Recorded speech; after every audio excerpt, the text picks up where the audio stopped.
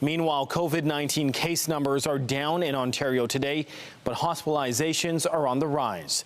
The province is reporting 16,714 new cases, down from more than 18,000 yesterday, as well as 16 more deaths linked to the virus. Despite the dip in cases, more than 1,100 Ontarians are currently in hospital with COVID-19, including more than 200 in intensive care. Both those numbers are up significantly compared to just a week ago. For more on this and the potential impact on the healthcare system, CTV's Beth McDonnell joins us live. Beth.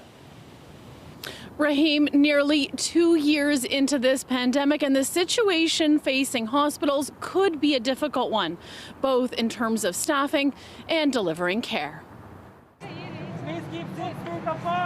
The rush is on for vaccines before going back to work. I will be doing community work, so I really need that to protect my family.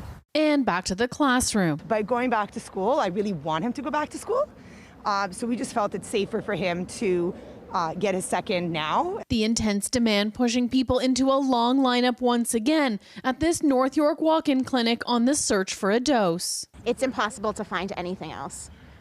I spent all morning yesterday calling every pharmacy I could find, and I couldn't find anything. Hospitalizations have been increasing over the past month, some data still lagging from the New Year's holiday. Today, there are over 1,100 people in hospital with COVID-19, compared with 373 a week ago. 224 in ICU, up from 159. So those numbers are rising, and therefore the pressures on hospital services.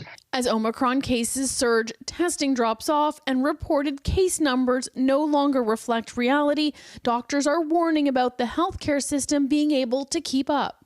After nearly 2 years in the pandemic, the impacts could be significant. The necessary operations, screening processes for cancer, management of new diseases, anything that's delayable may actually have to be delayed. We don't have enough nurses, we don't have enough physicians, we don't have enough healthcare providers to be able to run all of these ICU beds anymore. While we do have some reserve right now, anything above that is an added strain on our system. Schools too bracing for what's around the corner when they return January 5th, some pointing to the now shortened quarantine period. If they are less than 12 or they're vaccinated, they can actually go back even if they've confirmed or suspected COVID after 5 days.